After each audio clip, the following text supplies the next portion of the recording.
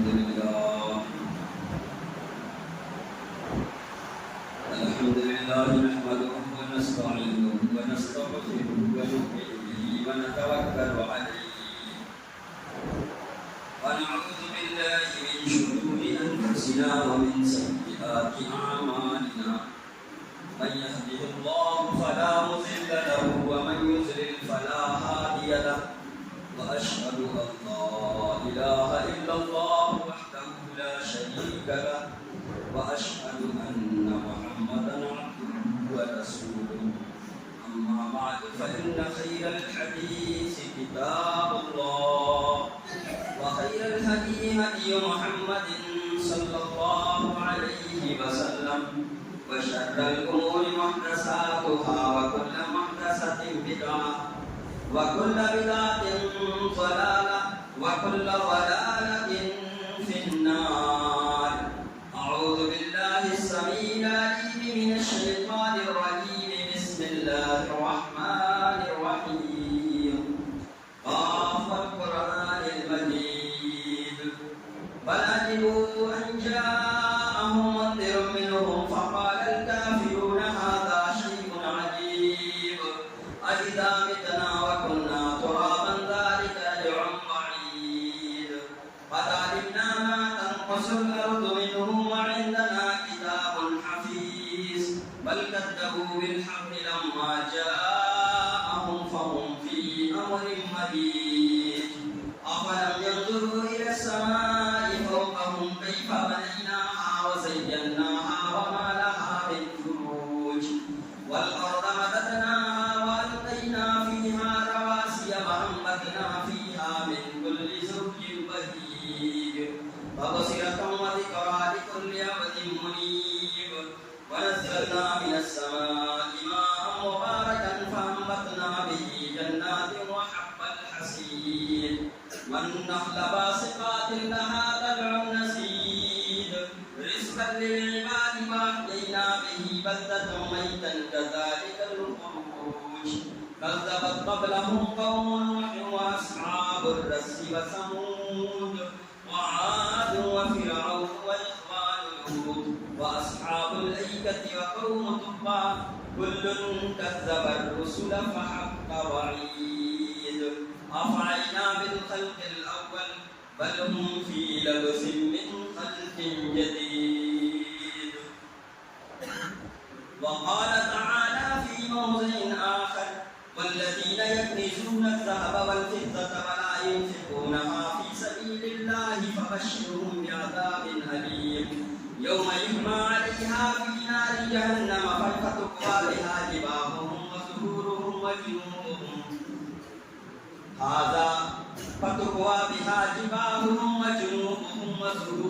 هذا ما كنزتم لأنفسكم فذوقوا ما كنتم تكنزون.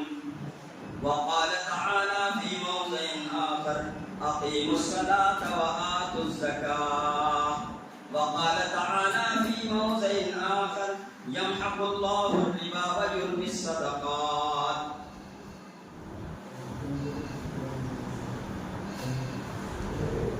برادران اسلام، حاضرین جمعہ، محترم بزرگوں، نوجوان ساتھیوں، پردہ نشین خواتین، ماؤں،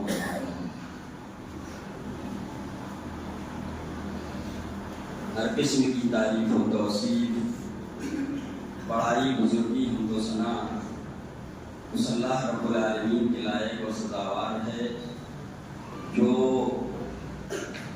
ساری کائنات کا اکیلا تنہا خالق، مالک، رازق اور مالک ہے۔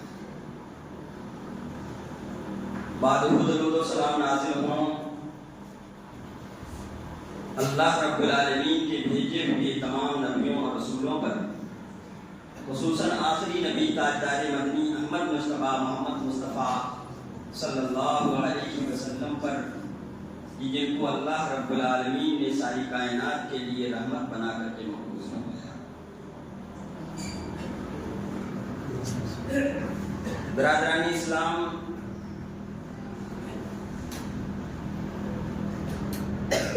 رمضان المبارک کا مہینہ رہا ہے اور ہم لوگ دوسرے اشرے میں داخل ہیں اور قریب ہے کہ تیسرا اشرا بھی اس کو بھی ہم لوگ مانیں.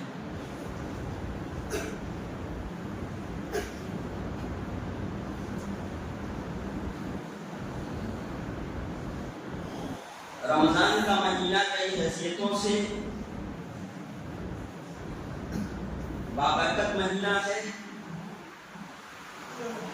رحمت کا مہینہ ہے، جہنم سے آزادی کا مہینہ ہے اور جنت میں داخلے کا مہینہ ہے.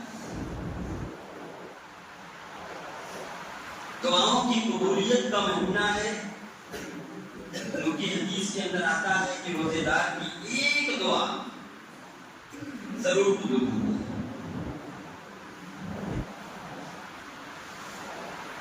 اگر کوئی شخص دن بھر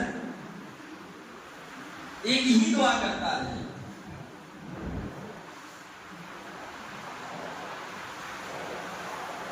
تو قریب ہے کہ وہ اس وقت کو پا لے جبکہ اللہ رب العالمین اس کی دعا قبول کرے. تو اس حیثیت سے یہ قبولیت کا بھی مہینہ ہے. بندوں کو جہنم سے آزاد بھی کرتا ہے اللہ تبارک و تعالی. بارہا آپ نے پچھلے خطبوں کے اندر بھی سنا کہ جنت کے دروازوں کو کھول دیا جاتا ہے، جہنم کے دروازوں کو بند کر دیا جاتا ہے، رحمت کے دروازوں کو کھول دیا جاتا ہے. تو رمضان کا پانا علامہ ابن جوزی رحمۃ اللہ علیہ کہتے ہیں کہ اگر مردوں کو اس بات کی اجازت دی جائے کہ وہ تمنا کریں تو وہ اس بات کی تمنا کریں گے کہ اے اللہ مجھے رمضان میں ایک دن کے لیے دے. وہ کسی مال کی تمنا نہیں کریں گے، کسی دولت کی تمنا نہیں کریں گے، کسی عزت اور شہرت کی تمنا نہیں کریں گے. وہ یہ تمنا کریں گے کہ اے اللہ مجھے رمضان میں ایک دن کے لیے دے. آپ اس بات سے اندازہ لگا سکتے ہیں کہ رمضان کا مہینہ کتنا بابرکت ہے. مزید یہ کہ آج میرا موضوع زکات کا موضوع ہے. ایک مسلمان جس کو اللہ رب العالمین نے مال سے نوازا ہے، دولت سے نوازا ہے، سونے اور چاندی سے نوازا ہے، غلوں سے نواز دیا ہے، اگر اس کا مال نصاب تک پہنچتا ہے اور اس پر سال گزر جاتا ہے دو شرطوں کے ساتھ، حولان حول کا ہونا اور سال کا گزرنا ضروری ہے. اگر اس کا مال سال گزر جاتا ہے اس پر گھر میں رکھے ہوئی اور حولان اور جو ہے وہ نصاب تک مال پہنچ جاتا ہے، شریعت نے جو نصاب بتایا ہے جیسے سونے کا نصاب 7.5 تولہ سونا، چاندی کا نصاب 52.5 تولہ چاندی، اور اگر اس کو گرام میں لے جائیں گے تو 85 گرام سونا، اور چاندی کو اگر گرام میں آپ لے جائیں گے تو جو ہے 618 گرام اور 182 ملی گرام یہ چاندی کا نصاب ہوتا ہے. 618 گرام 182 ملی گرام کے برابر اگر کسی مسلمان کے پاس اتنی قیمت کے برابر اگر روپیہ ہے تب اس پر زکات ہے. روپے میں بھی زکات ہے اور اس کا نصاب چاندی کے نصاب سے بنایا گیا ہے کہ چاندی کا جو نصاب ہے جو شریعت نے رکھی ہے اگر وہ اس نصاب تک پہنچتا ہے، چاندی کے نصاب تک آپ کا مال آپ کا روپیہ پہنچتا ہے تو آپ کے اوپر زکات فرض ہے. اس میں سے 2.5% کے اعتبار سے زکات نکالی جائے گی. اسی طریقے سے گلوں میں بھی، اسی طریقے سے چوپایوں میں بھی جن کے پاس ہے سب میں زکات ہے بنیادی طور پر. تو زکات ایک ایسا جامع نظام ہے جو کسی دھرم کے اندر کسی بھی مذہب کے اندر نہیں پایا جاتا. اسلام ایک واحد ایسا مذہب ہے جس کے اندر زکات جیسا جامع نظام موجود ہے.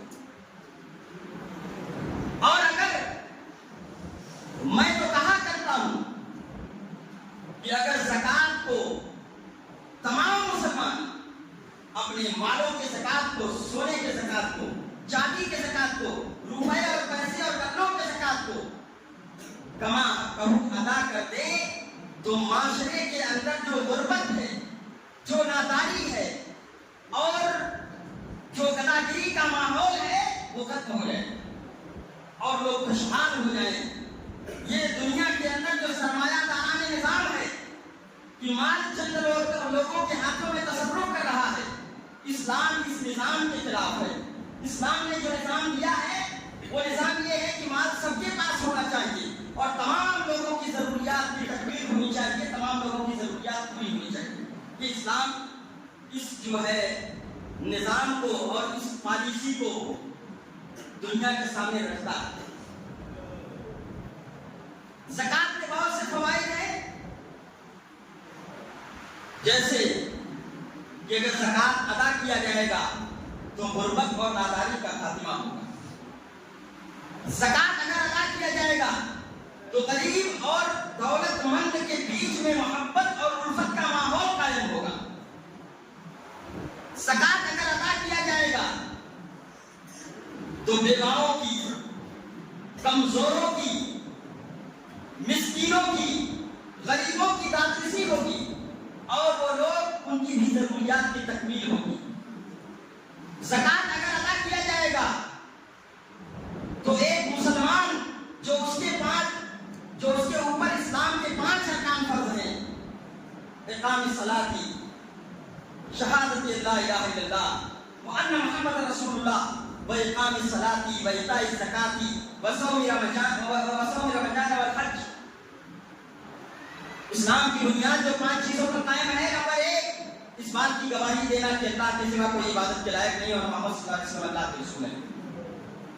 नमाज कायम करना, ज़कात अदा करना, रमजान के रोजे रखना, और अगर अल्लाह ने माल दिया है और आपके पास इतना माल मौजूद है, कर्ज को अदा करने के बाद इतना माल मौजूद है कि आप बैतुल्लाह को जा सकें और वापस आ सकें, तो आपके ऊपर हज फर्ज है और उसमें डिले करना, उसमें ताखीर करना, उसमें लेट करना शरीयत ने जायज करार नहीं दिया है। अगर आपके पास उतना माल हो गया है तो आपके ऊपर हज फर्ज हो गया है, आप फौरन हज को जाएं। आप इस बात का इंतजार न करें कि अभी बच्चे हैं, अभी शादी करना है, अभी घर बनाना है, अभी दुनिया भर का काम है। अगर आपके पास माल उतना पहुंच गया है तो आपके ऊपर हज फर्ज हो गया, आपके ऊपर फर्ज है तो आप हज अदा करें। ये बुनियादी अरकान में से एक रुकन ज़कात भी है। अगर एक मुसलमान ज़कात की अदायगी करता है, ज़कात को अदा करता है, तो इस्लाम के 5 बुनियादी अरकान में से एक रुकन वो अदा करता है। ज़कात की अहमियत का अंदाजा हम इस बात से भी लगा सकते हैं कि कुरान करीम के अंदर 2 दर्जन से भी ज्यादा मकामात पर अल्लाह ताला ने अकीमुस्सलात व आतुज़ ज़कात कहा। जहां नमाज का हुक्म दिया अल्लाह ने, वहां ज़कात का हुक्म दिया। कहीं अल्लाह ने ये नहीं कहा कि नमाज कायम करो, सिर्फ नमाज कायम करो। अल्लाह ने जहां कहा नमाज कायम करो, वहां कहा कि ज़कात अदा करो।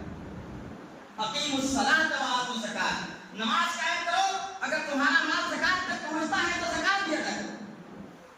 ये इस्लाम कहता है। और 1-2 दर्जन से ज़ायद मकामात पर कुरान करीम के अंदर अकीमुस्सलात व आतुज़ ज़कात का लफ्ज़ आया है।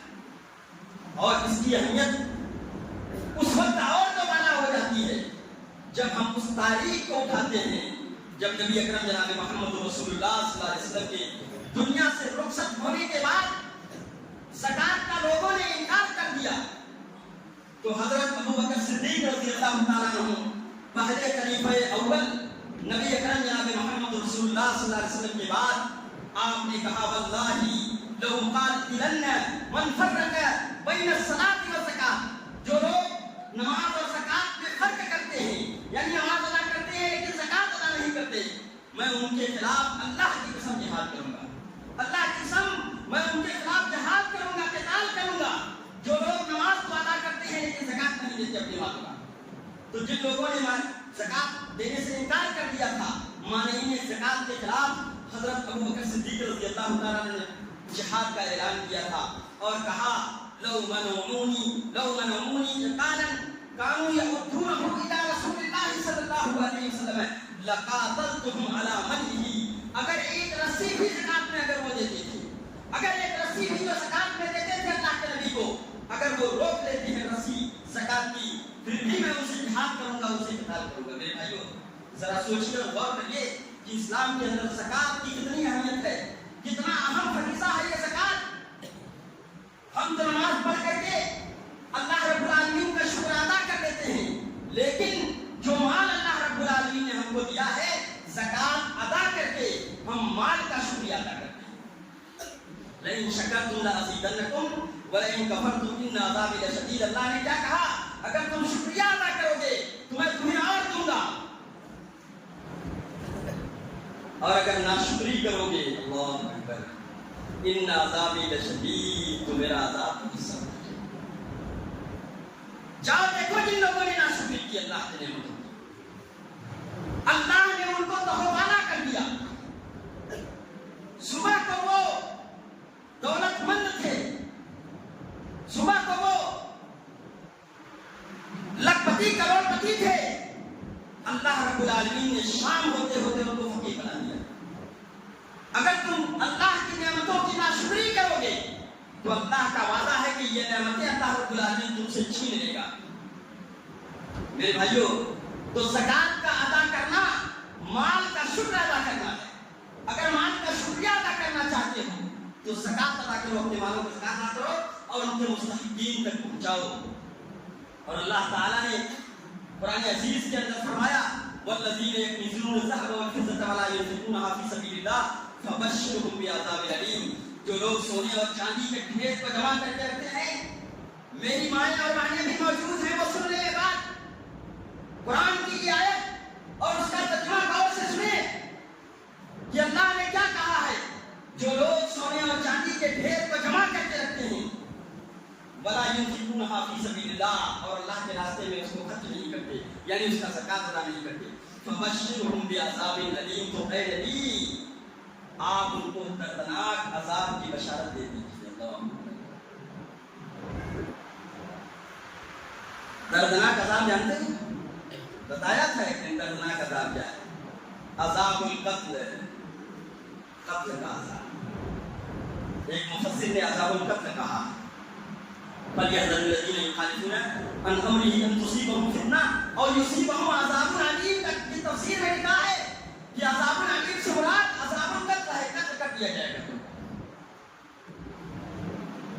تو اللہ کی نعمتوں کی ناشکری کرو گے تو اللہ رب العالمین وہ نعمتیں تم سے چھین لے گا، یہ اللہ کا وعدہ ہے، اور اس نعمت کو دوسروں کو عطا کر دے گا۔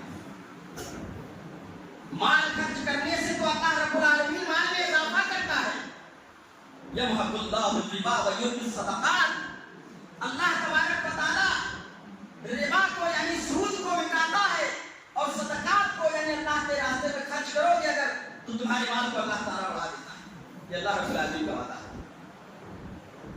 میرے بھائیو تو اس آیت کے اندر ان لوگوں کے خلاف وعید ہے، سنائی گئی ہے جو لوگ سونے اور چاندی کے ڈھیر کو جمع کر کے رکھتے ہیں، اس کا زکات ادا نہیں کرتے۔ فبشرهم بعذاب الیم یوم یحمى علیہا فی نار جہنم، جس دن جہنم کی آگ میں اس سونے اور چاندی کو تپایا جائے گا، فتقوی بها جباہهم وجنوبهم وظہورهم، ان کے اس سے ان کی پہلوؤں کو، پیشانیوں کو اور پیٹھوں کو داغا جائے گا۔ ھذا ما کنزتم لانفسکم فذوقوا ما کنتم تکنزون، اللہ کہے گا یہ وہ مال ہے جس کو جمع کر کے دنیا میں رکھتا تھا، اس کا زکات ادا نہیں کرتا۔ اور اللہ کے نبی کی حدیث سن لو، زکات کے سلسلے میں زکات نہ ادا کرنے والوں کی جو سزا ہے اس کے سلسلے میں اللہ کے نبی کی وہ حدیث بھی سن لو جو صحیح مسلم کی حدیث ہے۔ اللہ کے نبی نے فرمایا صلی اللہ علیہ وسلم، کہا من آتاہ اللہ مالا، جس کو اللہ تعالی مال عطا کرے فلم یؤتی زکاتہ، اور اس میں سے زکات نہ ادا کرے، مثل له یوم القیامۃ شجاعا اقرا، تو اس کا مال قیامت کے دن ایک گنجان سانپ بن جائے گا، گنجا سانپ بن جائے گا، ایسا سانپ جس کے سر کے بال جھڑ گئے ہوں اس کی عمر کے زیادہ ہونے کی وجہ سے، خطرناک زہریلا سانپ بن جائے گا اس کا مال۔ مثل له یوم القیامۃ شجاعا اقرا، لہو زبیبتان، اس کی آنکھوں کے اوپر دو کالے نقطے ہوں گے، युतब्बिकुहु, गले का तौक बन जाएगा, गले में लपेट लेगा। सुम्मा यक़ूलु, फिर वो कहेगा अना कंज़ुका अना मालुका, मैं तेरा वो खजाना हूँ जिसको तू दुनिया के अंदर जमा करके रखता था, उसका ज़कात अदा नहीं करता था। चाहे वो पैसे की शक्ल में हो, चाहे वो सोने की शक्ल में हो, चाहे वो चांदी की शक्ल में हो, उसका माल वो क़यामत के दिन गंजा सांप बन जाएगा और उसको कसेगा और उसकी बातों को चीर कर रख देगा। मेरे भाइयों, ये तो उखरवी अजाब है। ये क्या है? उखरवी अजाब, क़यामत के दिन का अजाब है। अभी दुनिया का अजाब अलग है, दुनिया का अजाब भी है। जानते हैं नहीं जानते? ज़कात ना अदा करने से दुनिया में भी अजाब मिलता है। ये तो अल्लाह ने आखिरत का अजाब बता दिया, दुनिया में क्या अजाब देगा अल्लाह? लम यमनउ कौमुन ज़कात इल्ला इब्तलाहुमुल्लाहु बिस्सीन। अबू दाऊद की रिवायत, अल्लाह ने भी फरमाया कि जो लोग ज़कात अदा नहीं करते, ज़कात को रोक लेते हैं, ज़कात की अदायगी से मना कर देते हैं, रोक लेते हैं, तो अल्लाह ताला उनको कहत सारी के अंदर मुबतला कर देगा। और दूसरी वही ये सुनाई, इल्ला मुनिव क़त्र मिनस समाई, आसमान से बारिश रोक दी जाती है। लौलल बहाइम लम युमतरू, अगर ज़कात अदा नहीं करोगे तो आसमान से बारिश रोक दी जाएगी। और अगर ये चौपाए ना होते, बकरी, भेड़, भैंस, चरिंद परिंद, ये छोटे छोटे जानवर ना होते, तुम क्या समझते हो अल्लाह तबारक व तआला तुम्हारे लिए बारिश नाज़िल करता है? अल्लाह ताला तुम्हारे लिए बारिश नाज़िल करता है? नहीं। अल्लाह के नबी ने क्या कहा? लौलल बहाइम लम युमतरू, अगर बकरी ना होती, अगर भेड़ ना होते, अगर चौपाए ना होते, अगर छोटे छोटे जानवर ना होते जो कि बेजुबान है, तो अल्लाह ताला बारिश नाज़िल ही ना करता। तुम उनके सदके में पी रहे हो पानी। ये छोटे छोटे चौपाए जानवर जो बेजुबान है, अल्लाह इनके लिए बारिश नाज़िल करता है, क्योंकि ये बोलते नहीं है, किसी से पानी मांग नहीं सकते। अल्लाह ने इनके लिए बारिश नाज़िल की और उसी के सदके में तुम भी पी रहे। ज़कात ना अदा करके तुमने तो बारिश रोक दी, लेकिन चौपायों की वजह से थोड़ा बहुत बारिश हो जाती है, ताकि ये चौपाए भूखे और प्यासे न रहें। मेरे भाइयों, ये इतना सख्त वईद है जिसको अगर एक मुसलमान दिल की गहराइयों में उतार लेगा तो कोई भी मुसलमान अपने माल की ज़कात अदा करने से बात नहीं रहेगा। कोई भी मुसलमान ज़कात का इनकार नहीं करेगा, कोई भी मुसलमान निसाब तक पहुंचने के बाद ज़कात अदा करने से मना नहीं करेगा। मेरे और अब सवाल ये है कि ज़कात के कुछ मसाइल हैं। ज़कात अगर हम दें तो किसको दें?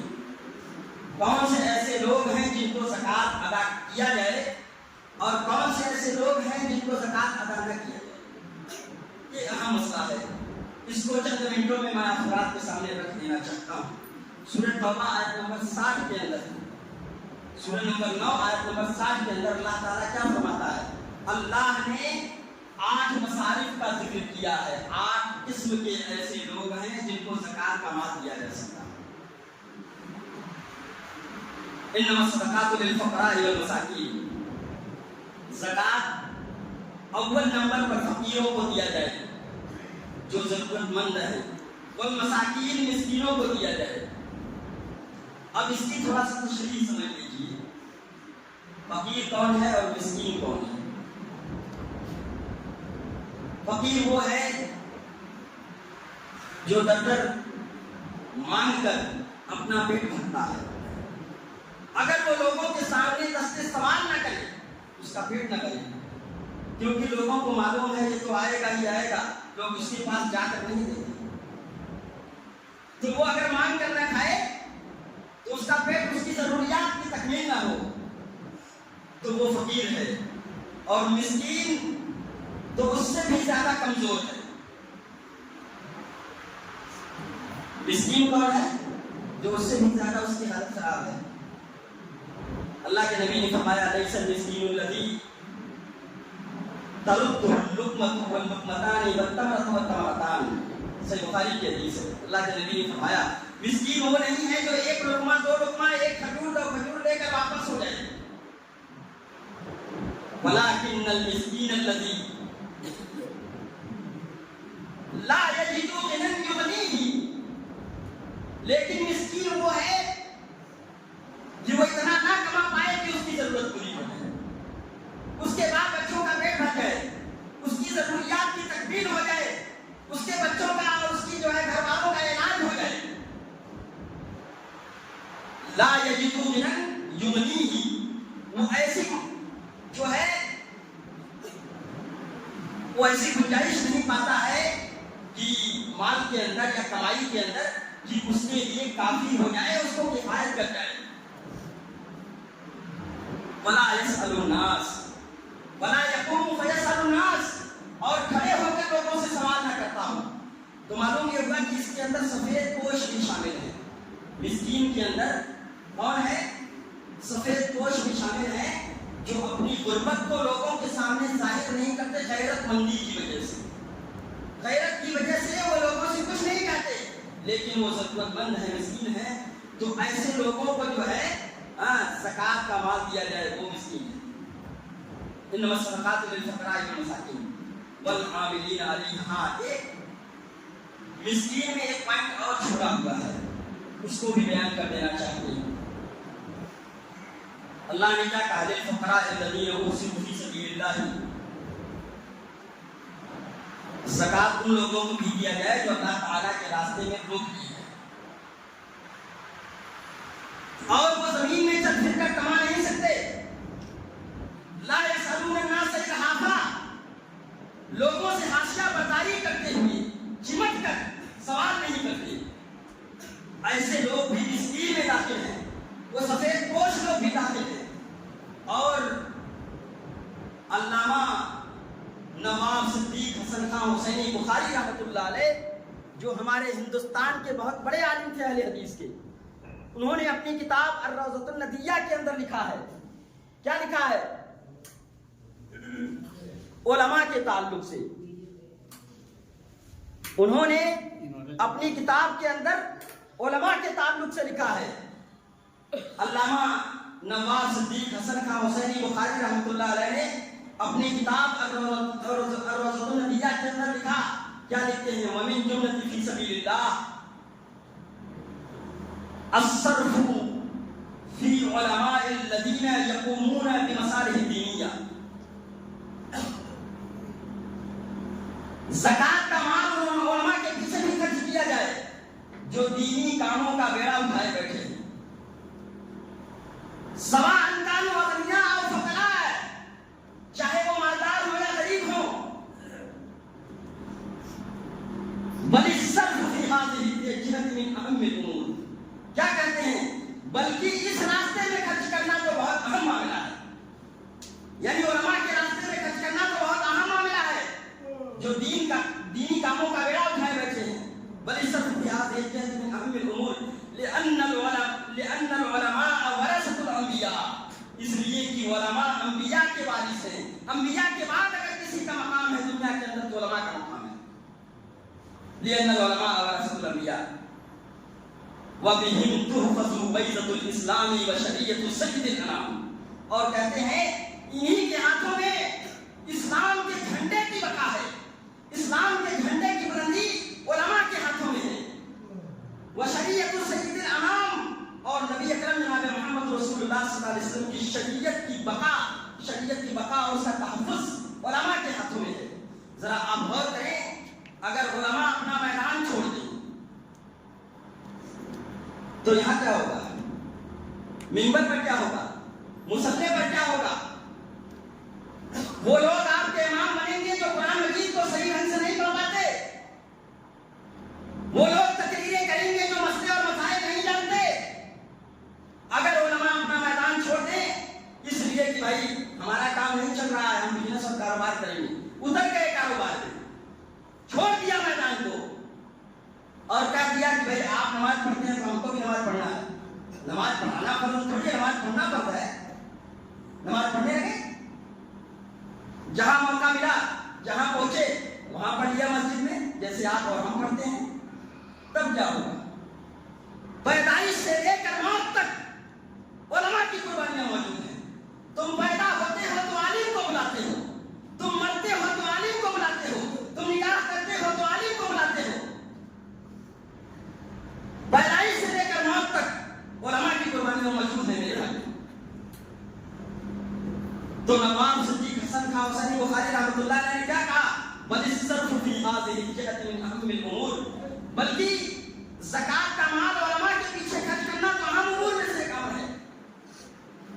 تو یہ ایک پوائنٹ چھوٹا ہوا تھا جو میں نے اس کے اندر ایڈ کیا۔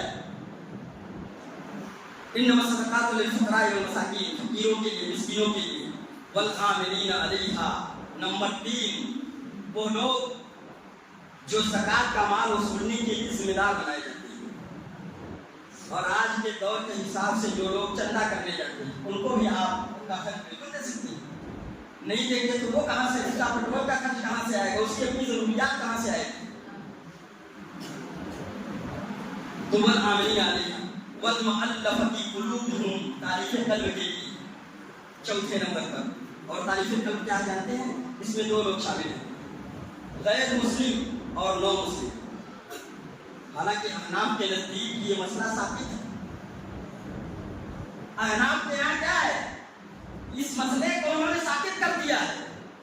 جب بھی قرآن کریم کہتا ہے کہ یہ مسئلہ قیامت تک باقی رہے گا، والمؤلفۃ قلوبہم، تو قیامت تک رہے گا تعریف قلب کے لیے۔ کوئی نو مسلم ہے، نیا اسلام قبول کیا، اس کے ایمان کو مضبوط کرنے کے لیے زکات کا مال دے کر اس کا گھر بنوا دیجیے، زکات کا مال دے کر اس کے ایمان کو مضبوط کریے، اس کا خرچہ چلائیے، اس کی ضرورتیں پوری کریے۔ اس میں ایک غیر مسلم بھی شامل ہے، اور میں نے کہا ہے جو لوگ مسلمانوں سے سٹے ہوئے ہیں، ان سے محبت رکھتے ہیں، ان سے نفرت رکھتے ہیں، طاقتور لوگ ہیں، پھر بھی زکات کا مال دے کر ایک سہانبھوتی کے لیے ان کو دیا جا سکتا ہے، تاکہ آڑے ہاتھے وقت مصیبت کے وقت، پریشانی کے وقت مسلمانوں کے ساتھ کھڑے ہو سکیں۔ یہ علماء نے کہا ہے۔ والمؤلفۃ قلوبہم، وفی الرقاب، 5ویں نمبر پر گردن آزاد کرانے کے لیے۔ غلامی کا رواج عربوں کے اندر تھا، لوگ لوگوں کو خرید دیا کرتے تھے، خریدنے اور بیچنے کا رواج تھا۔ تو اسلام نے اس مزاج کو دھیرے دھیرے ختم کیا۔ اس کی دلیل کیا ہے؟ بھائی، کوئی روزے کی حالت میں بیوی سے جمع کر بیٹھے، ایک غلام آزاد کرے، سزا اس پر سزا، کیا سزا نافذ کیا اسلام نے؟ ایک غلام آزاد کرے، ایک مثال دے رہا ہوں، تو غلاموں کو آزاد، اس کی طاقت نہ ہو تو 2 مہینہ لگاتار روزہ رکھے، اس کی طاقت نہ ہو تو 60 مسکینوں کو کھانا کھلائے۔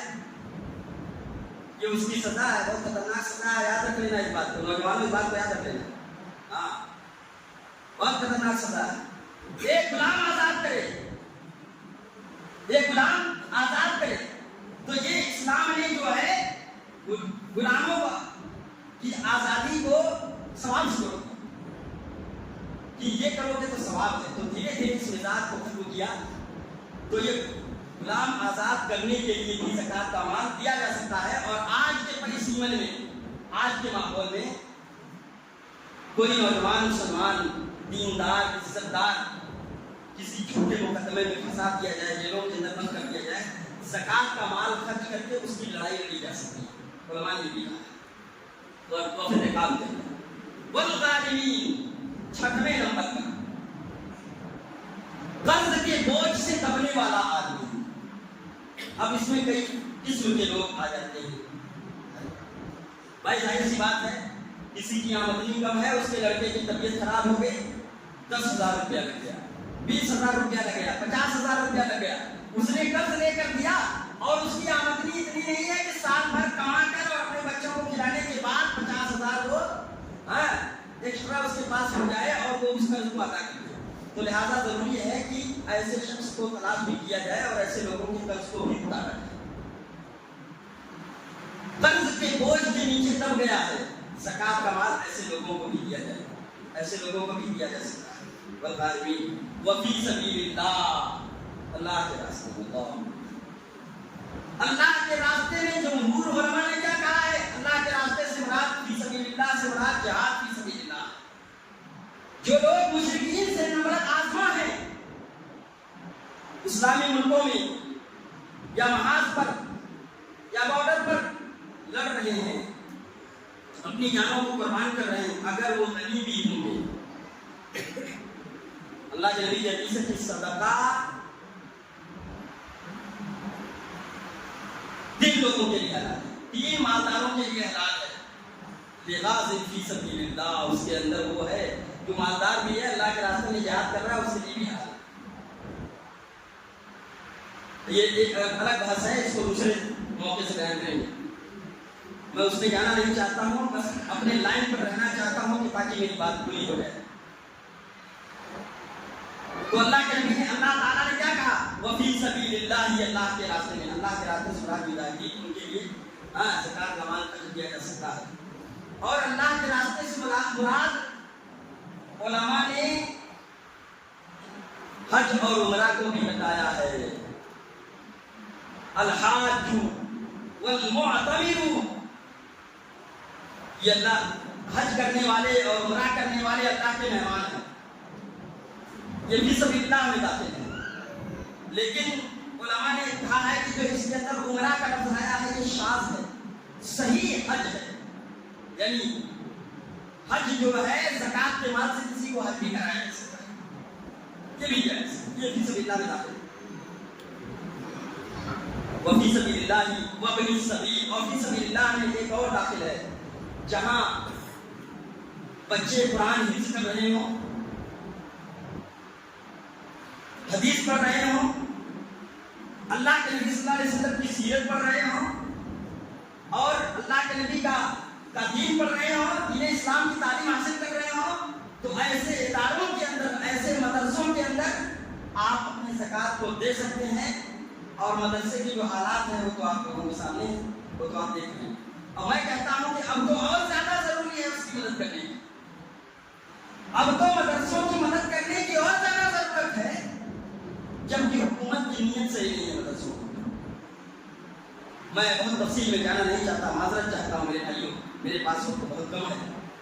تو یہ فی سبیل اللہ کے اندر داخل ہے، وفی سبیل اللہ وابن السبیل. اور 8ویں نمبر پر مسافر آدمی ہے، جیب کٹ گیا، سامان جل گیا، کشتی ڈوب گئی، مال تلف ہو گیا، اب ATM کارڈ بھی نہیں ہے اس کے پاس، تو وہ کہاں سے اپنے گھر پہنچے گا؟ تو اس کو اپنے گھر پہنچانے کے لیے آپ مسافر آدمی کی مدد کر کے زکات کے بعد سے مدد کر سکتے ہیں. تو اسلام نے ایک جامع جو نظام رکھا ہے زکات کا، یہ 8 مسائل. اور ایک پوائنٹ کی بات اور بتا دیں، علماء نے کہا ہے کہ اس میں سے تھوڑا تھوڑا سب پر خرچ کرنا ضروری نہیں ہے. نہیں بات سمجھ میں؟ اب کسی کے دماغ میں یہ آ سکتا ہے کہ یہ تھوڑا تھوڑا سب کو دیا جائے. مان لیجیے آپ کے پاس 50,000 روپیہ زکات کا ہے، تو تھوڑا تھوڑا سب کو، آپ تھوڑا تھوڑا سب کو بھی دے سکتے ہیں. وقت اور ضرورت کے اعتبار سے آپ جس کو ضرورت مند سمجھیں اور جس کی سخت ضرورت سمجھیں اس میں آپ مدد کریں. آپ ایک ساتھ پورے رقم کو ایک آدمی کو اور ایک مستحق کو بھی دے سکتے ہیں، اور آپ تقسیم کر کے دے سکتے ہیں. آپ کے پاس زکات کا مال زیادہ ہے، آپ 10,000 5,000 کر کے کئی لوگوں کو، کئی مستحقین کو آپ دیتے ہیں، تنخواہوں کو بھی دیتے ہیں، فقیروں کو، مسکینوں کو، مدرسوں میں. اور جو ضرورت، اور سب سے اہم بات جو مجھے بتانی تھی، جو میرے ذہن میں آ گئی، وہ یہ ہے کہ زکات ادا کرنے کے لیے، صدقہ دینے کے لیے قرابت داری کا خیال کیا جائے گا. الصدقۃ علی المسکین صدقۃ وعلی ذی الرحیم صدقۃ وصلۃ. صدقہ مسکین پر خرچ کرنا ایک صدقے کا ثواب، اور رشتہ دار مسکین پر خرچ کرنا 2 کا ثواب. ایک صدقے کا ثواب ملے گا اور دوسرا جو ہے آپ کو رشتہ جوڑنے کا ثواب ملے گا. اور ایک اہم بات وہ یہ ہے کہ جب آپ خرچ کریں کسی غریب پر، کسی مسکین پر، تو کسی کو معلوم نہیں ہونا چاہیے کہ آپ نے اس کو زکات دیا ہے. ہاں، اس کے بہت سارے فوائد ہیں. 2 فائدے ہیں بنیادی طور پر. ایک فائدہ یہ ہے کہ آپ ریاکاری سے بچ جائیں گے، آپ دکھاوا سے بچ جائیں گے، ریاکاری سے بچ جائیں گے، اور ریاکاری سے مال صدقہ قبول نہیں ہوگا۔